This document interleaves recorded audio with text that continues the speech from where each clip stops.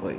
Olá, alunos do terceiro ano, estamos em mais uma aula de literatura e hoje nós vamos fechar a matéria falando a matéria de modernismo, né? Falando sobre a terceira geração modernista prosa. Semana passada, aula passada, nós falamos de poesia. Hoje, prosa, para fechar a parte da matéria de modernismo, tá? De repente, aula que vem, eu trago uma síntese falando das 3 gerações do modernismo, que aí fica fechado a tampa da matéria de modernismo.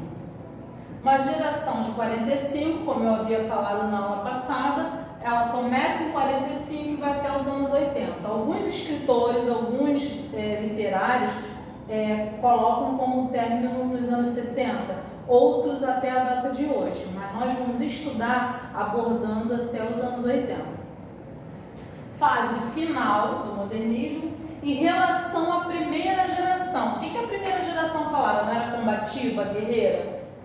Em relação à primeira geração modernista, os autores de 45 eles foram menos liberais.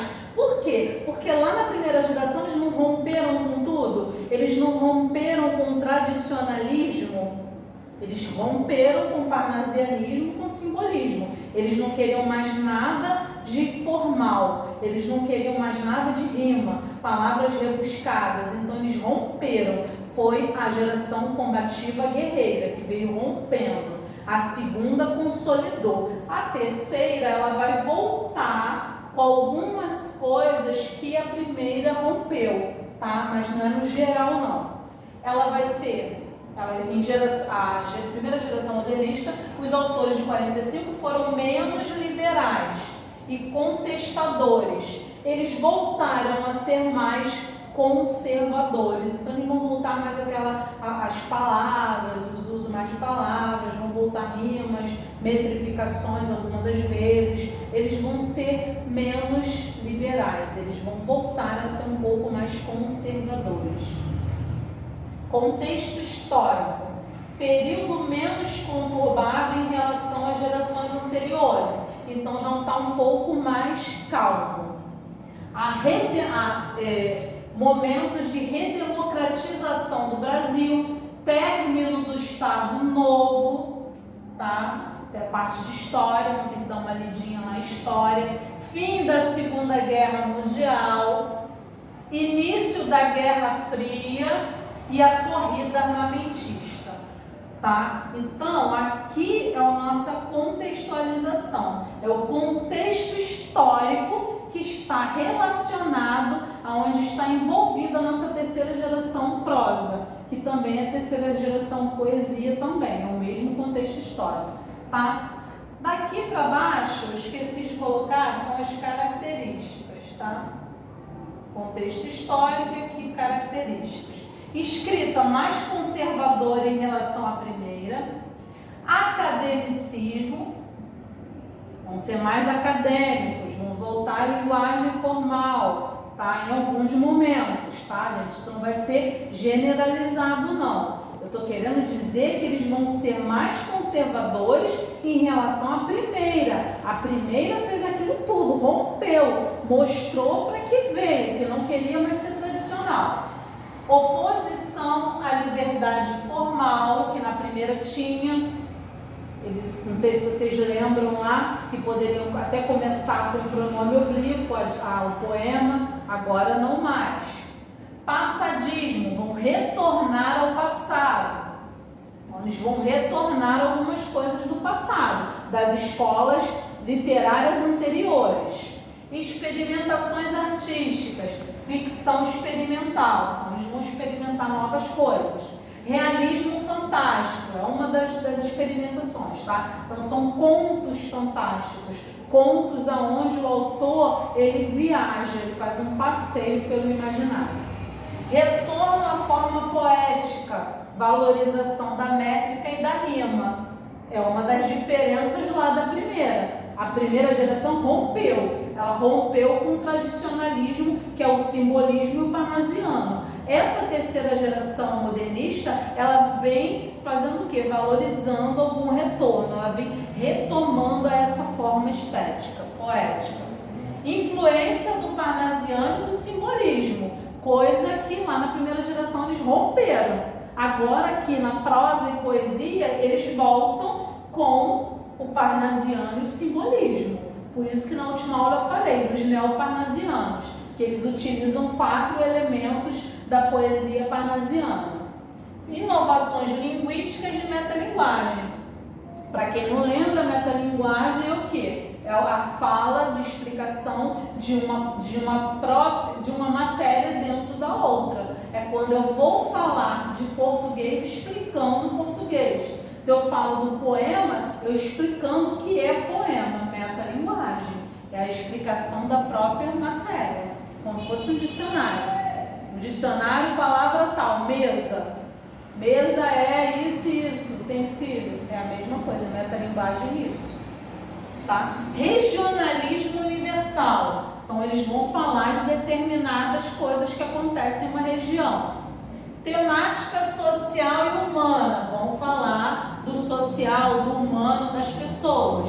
Vão ter uma linguagem mais objetiva. Então, eles vão mesclar, eles vão retornar a forma poética, metrificada e rima, mas eles também, em determinados momentos, vão ter uma linguagem objetiva também, tá? Então, eles vão ser conservadores, mas não vão ser aqueles conservadores radicais como os parnasianos e os simbolistas eram, tá? Eles vão abrir mão de certas coisas, vão retornar ao passado, mas isso não quer dizer que eles vão seguir a risca o parnasiano, tá? Tipos de prosa, cai muito no vestibular. Tipo de prosa de 45. A prosa de 45, ela se divide em 3 focos temáticos, tá? Na prosa urbana, prosa regionalista e prosa intimista.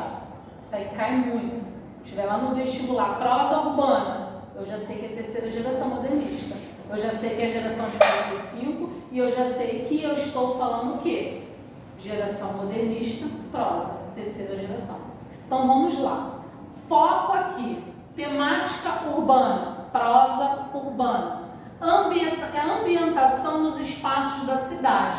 Então eu vou estar falando de coisas que estão acontecendo na cidade, em detrimento ao campo. Então diferenças, relações e diferenças entre cidade e campo. Destaque, Lígia Fagundes Teles. Então, quem manda lá, quem é o destaque na prosa de 45 urbana? Lígia Fagundes Teles, tá? É uma ambientação o quê? Espaço, cidade, em detrimento ao campo. Prosa regionalista, foco nos aspectos do campo, da vida agrária. Faz o uso de uma linguagem coloquial e regionalista. Então, na prosa de 45, regionalista, onde o meu foco temático é a região, regionalismo, eu vou estar falando o quê? Aspectos do campo, vida agrária. Minha linguagem coloquial, aquela linguagem informal, aquela linguagem do dia a dia. Quem é o destaque? Guimarães Rosa. Então, Guimarães Rosa foi o destaque na prosa de 45, regionalista. Intimista, prosa de 45, intimista. Explora temas humanos e mais íntimo, né? Mais íntima, psicológico e subjetivo. Então, a prosa intimista, ela vai falar de temas humanos, ela é mais íntima, ela é mais psicológica e ela é mais subjetiva. Ela vai trazer o quê? Aspectos humanos, íntimos, emoções e sentimentos. Quem é o destaque?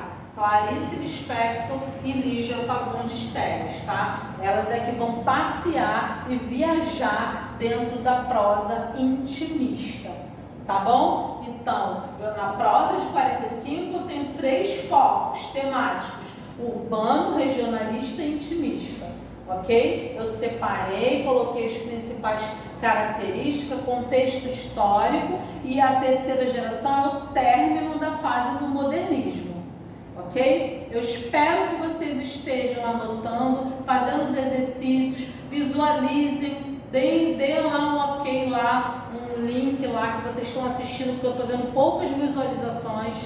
Façam perguntas lá na plataforma quando não estiverem entendendo, façam os exercícios, enviem enviem no prazo, porque tudo está contando participação e nota, ok? Eu espero que vocês estejam bem, anotando tudo, fazendo os exercícios e até a próxima aula. Muito obrigada!